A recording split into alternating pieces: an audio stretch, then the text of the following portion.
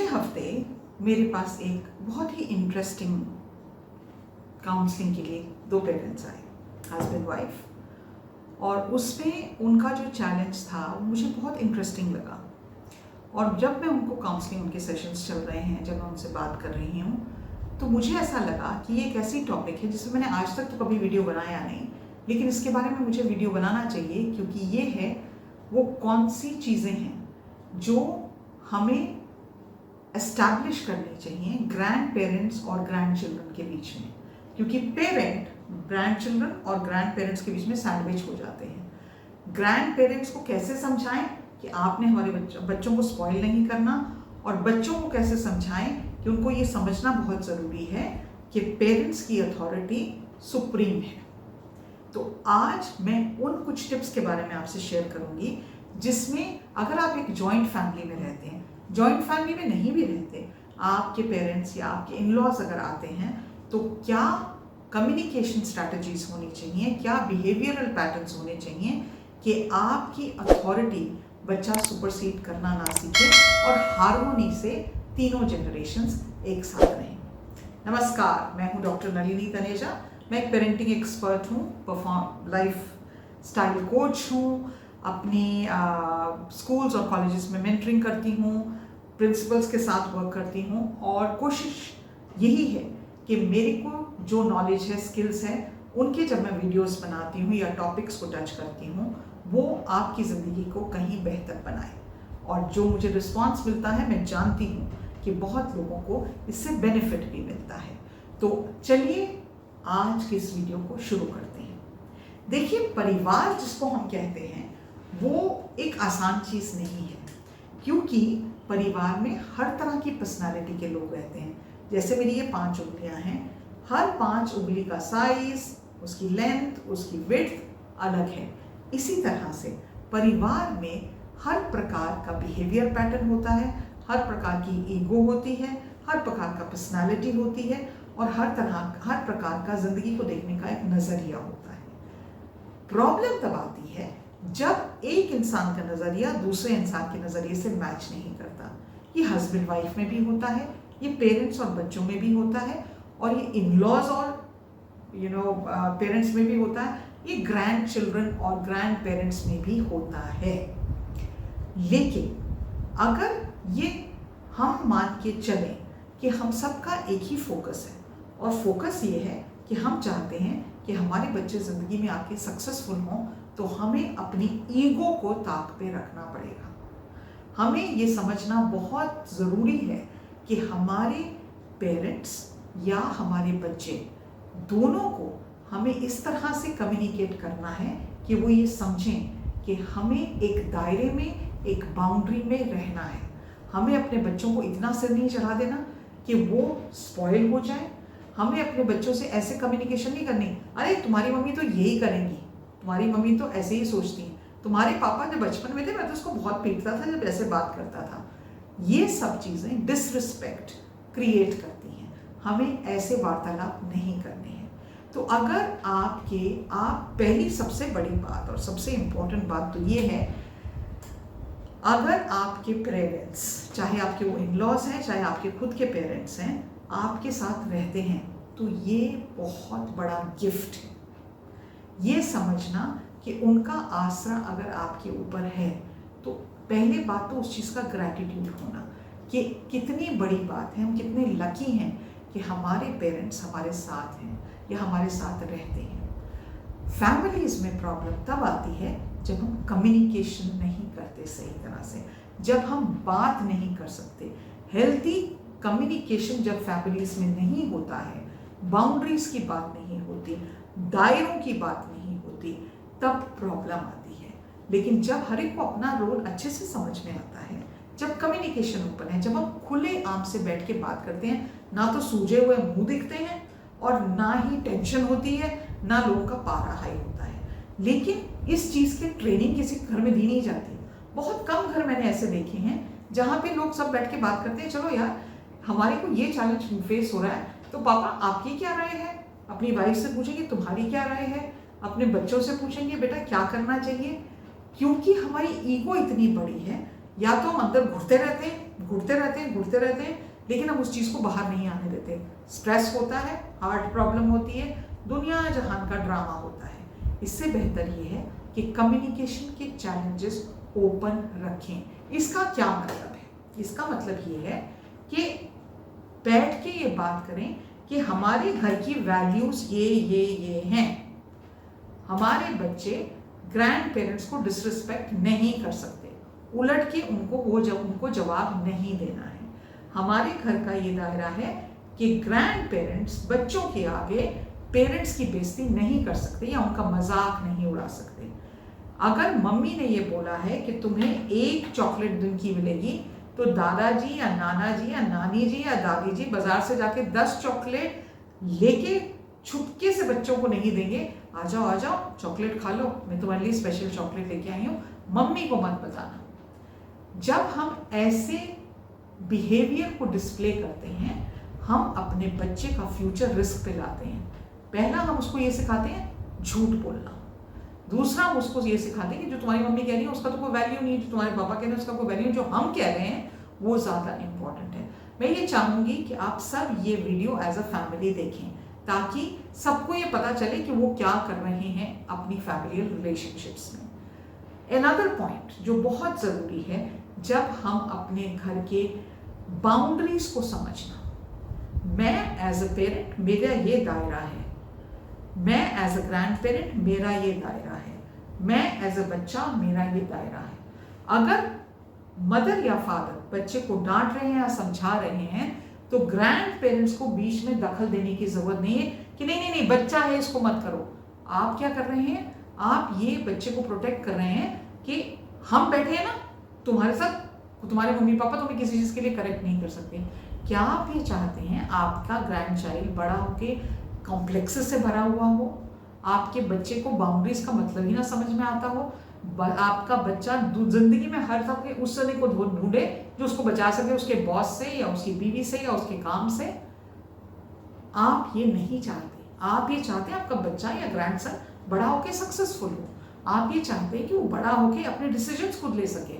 आप ये चाहते हैं कि उसकी एक पॉजिटिव साइकोलॉजी के मीडियम से देखा जाए तो एक बहुत कॉन्फिडेंट पर्सनालिटी हो। जब बच्चे को कॉन्फ्लिक्टिंग ओपिनियंस मिलते हैं तो बच्चा कंफ्यूज होना शुरू हो जाता है, और बड़े होके वो अपनी जिंदगी भर उन लोगों को ढूंढता रहता है जो उसको बचाएंगे।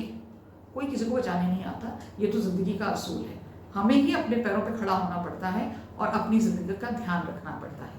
तो जब चाहे वो ग्रैंड पेरेंट्स हों, चाहे वो पेरेंट्स हों, चाहे मदर फादर भी क्यों ना हो, अगर फादर बच्चे को ठीक कुछ समझा रहे हैं तो मदर को बीच में इंटरफेयर करने की जरूरत नहीं है, कहना नहीं बच्चा है छोड़ दो। No, the child needs to be taught a lesson, the child needs to be explain something, so you should not interfere when somebody is doing that job. It is very very important.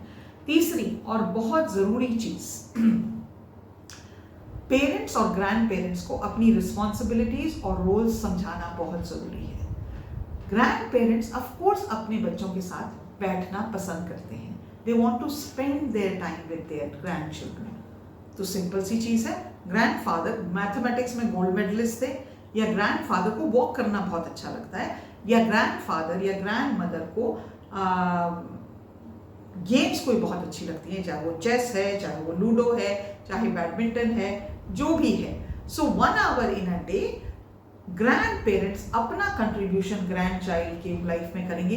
हो सकता है grand parents बहुत अच्छे story tellers हैं, उनको जिंदगी का कितने एक्सपीरियंसेस हैं।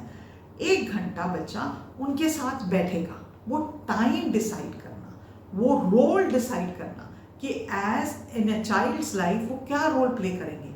वो एक मेंटर का रोल प्ले करेंगे, वो एक स्टोरी टेलर का रोल प्ले करेंगे, वो अपने बच्चे की ग्रैंड चाइल्ड की लाइफ में पर्सनल डिसिप्लिन इम्प्रूव कैसे करना है उसका रोल करेंगे।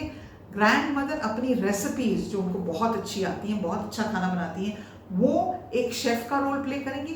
क्या रोल ग्रैंड पेरेंट्स अपने बच्चों की लाइफ में प्ले करेंगे, ये कन्वर्सेशन होना बहुत ज़रूरी है पेरेंट्स और ग्रैंड पेरेंट्स के बीच में, कि मम्मी आप क्या करना चाहते हैं, या डैडी जी आप अपने बच्चे के साथ जब टाइम स्पेंड करेंगे, what do you want to do, what do you want to teach, what can the child learn from you?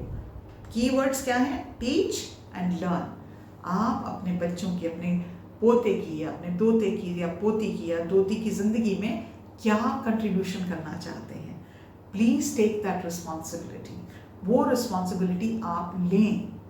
Recently इतनी इंटरेस्टिंग बात थी कि मेरे एक फ्रेंड हैं, तो खासी उम्र के हैं, तो वो बीमार हो गए।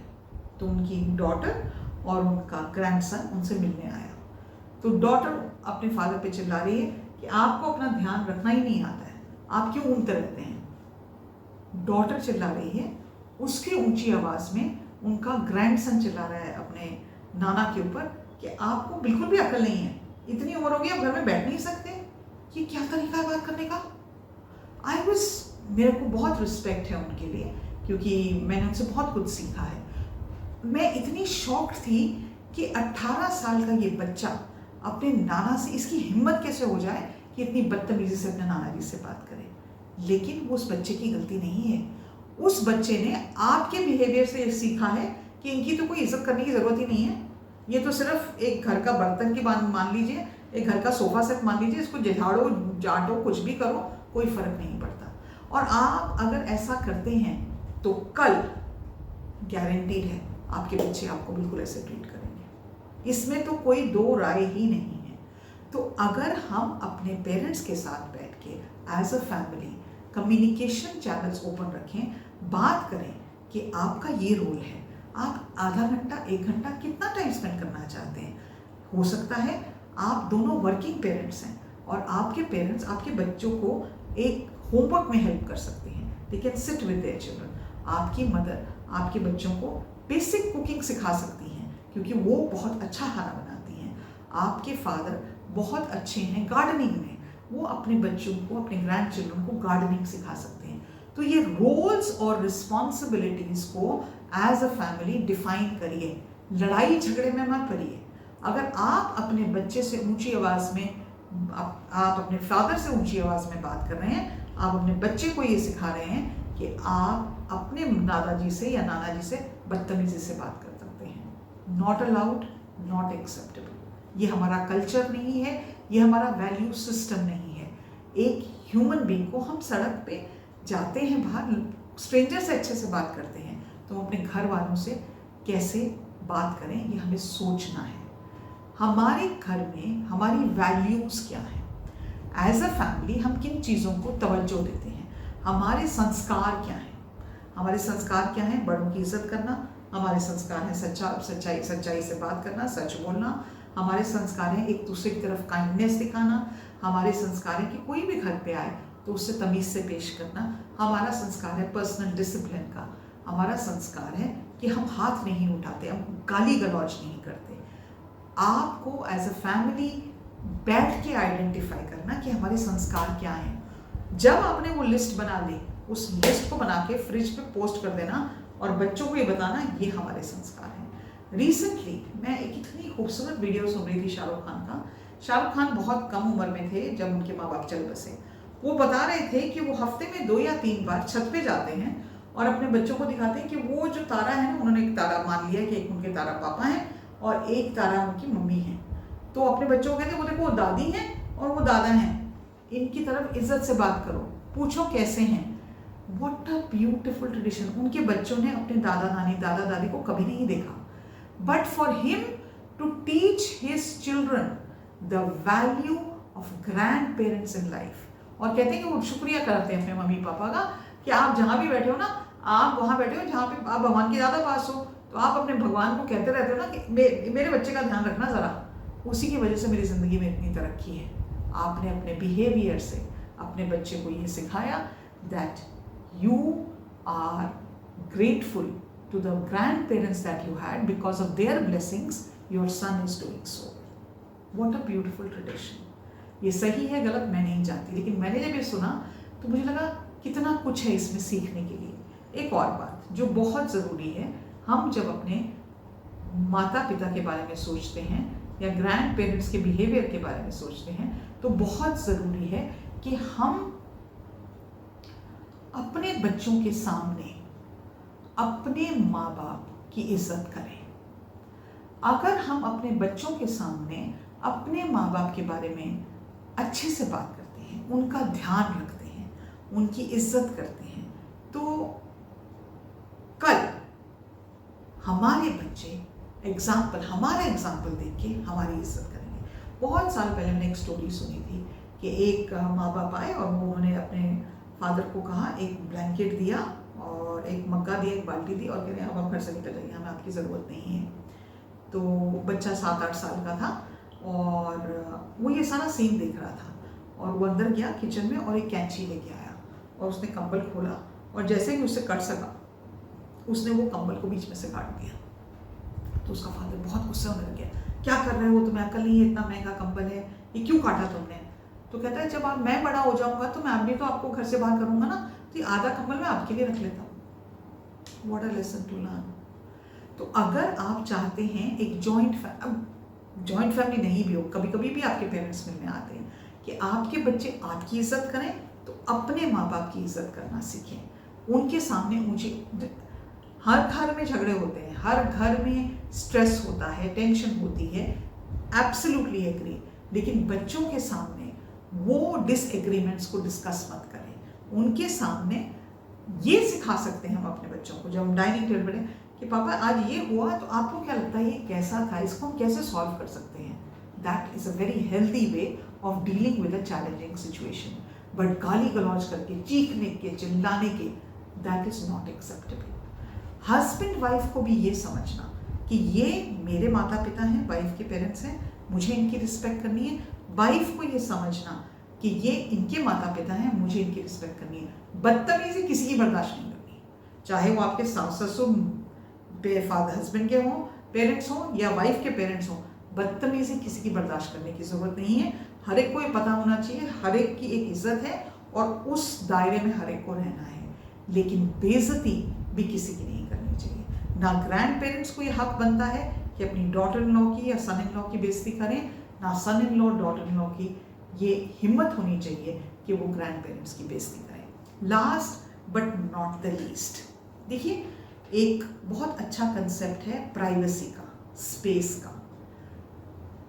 जैसे जैसे पेरेंट्स बड़े होते हैं उनकी नीड्स अलग होती हैं, शायद उनको तब इतना बात करना पसंद नहीं आता। जब अगर आप वर्किंग हैं तो आपका ये ज़रूरी नहीं है जैसे आप घर में घुसे, हाँ मम्मी पापा कैसे हो, कैसा रहा आपका दिन। हो सकता है आपका दिन बहुत स्ट्रेसफुल था और आप चाहते हैं कि आप 10 मिनट के लिए अपने कमरे में जाएं, नहाएं धोएं, थोड़ा आराम से शांति से कप चाय में पिएं और उसके बाद बाहर आके अच्छी तरह से सबसे मिलें। ये समझना कि हर एक की जिंदगी में, हर एक की दिनचर्या में उतार चढ़ाव है, उसका स्पेस देना, पर्सनली लेने की जरूरत नहीं है। अरे मेरा बेटा तो घर आ गया, इसने आज मुझे विश नहीं किया, अरे मैं बाहर से सैर करके आऊं, तुमने चाय नहीं दी, बहू क्या कर रही हो, अरे भैया वो अभी काम करके आई है, हो सकता है उसे 5 मिनट की रेस्ट की जरूरत है। तो पर्सनल प्राइवेसी और स्पेस का ध्यान रखना, हर एक को शांति चाहिए, हर एक को अपने मन को ठंडा करने के लिए, दिमाग को ठंडा करने के लिए जगह चाहिए। आपका घर में कोई भी नौकर नहीं है, चाहे वो आपका बेटा है या बहू है या सास है या ससुर है, सब इंडिपेंडेंट है, सबके हाथ पैर चलते हैं, वो आपके सर्वेंट्स नहीं हैं।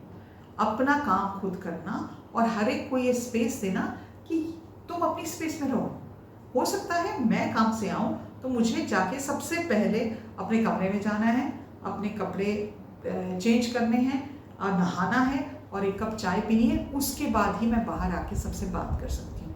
इस चीज़ को रिस्पेक्ट करना, इसको कहते हैं दूसरे इंसान को स्पेस देना। कोई काम से थका आ रहा है और चिल्लाना, इधर आना जरा, क्या हुआ, जरा मेरे को आज तो मुझे सुबह से चाय नहीं मिली, जरा चाय तो लेना। अच्छा बेटा आज वो पता है वो पॉलिटिक्स में क्या हुआ, क्योंकि आप उस लेवल पे पहुंच गए हैं, क्योंकि आप रिटायर हो गए हैं, आपके पास कंपैरेटिवली टाइम ज़्यादा है। इसका ये मतलब नहीं है कि आपके बच्चों के पास भी उतना टाइम है। उनकी ज़िंदगी का टाइम ये है जो उनको मल्टीपल चीज़ें ध्यान रखनी है। उन्होंने बच्चों की पेटीएम मीटिंग में भी जाना है, उन्होंने ऑफिस के बॉस के नखरे भी सहने हैं, उन्होंने पैसा भी कमाना है, उन्होंने रिश्तेदारी भी देखनी है, उन्होंने अपने कुलीग्स को मैनेज करना है, उन्होंने घर पे खाना लाना है, शॉपिंग करनी है। उनको वो स्पेस देना बहुत बहुत ज़्यादा ज़रूरी है। मैं उम्मीद रखती हूँ कि ये छोटी छोटी टिप्स को जब आप फॉलो करेंगे तो मेरा ये मानना है घर में हार्मनी ज़्यादा होगी, शांति ज़्यादा होगी। ये समझना कि हर एक की नीड्स हैं, हर एक की लिमिटेशंस हैं, उनको उस दायरे में बांध के रखना जहाँ, और सबसे ज़रूरी बात, जहाँ इज्जत है, जहाँ प्यार है, अच्छी सी अच्छी प्रॉब्लम्स सॉल्व हो जाती हैं। और इस दो गूढ़ चीज़ों को समझना, respect and love, makes a family beautiful, makes it a harmonious family. मैं हमेशा ये सोचती हूँ कि मेरी लाइफ कितनी ब्लेस्ड है कि बचपन से I lived in a joint family. दादाजी थे, दादी जी थे, दादी जी की मम्मी भी थी जिनको हम झाई जी कहते थे, झाई जी भी थे घर में, और बहुत मज़ा आता था। झाई जी थोड़े ओल्ड थे ज़्यादा, तो झाई जी के साथ हमें उनकी उंगली पकड़ के पार्क तक लेके जाना होता था। वे हमारी ड्यूटी होती थी कि हम एज चिल्ड्रन, हमको झाई जी को पार्क लेके जाना है शाम को, और झाई जी पार्क में धीरे धीरे वॉक करते थे, और पार्क के जिस ब्लॉक में वो वॉक करते थे हमारी जिम्मेदारी थी हम उसी ब्लॉक में खेलेंगे, हम दूर नहीं जाएंगे। तो झाई जी हम पे नजर रखते थे, हम झाई जी पे नजर रखते थे। And I was all of 8 or 9 years of age. Indian family traditions are beautiful, इनको बिखरने ना दें, अपनी ईगो को थोड़ा ताक पे रखें, कम्युनिकेशन चैनल्स जो है उनको ओपन रखें, and trust me it will be beautiful. आज के लिए इतना ही, नमस्कार।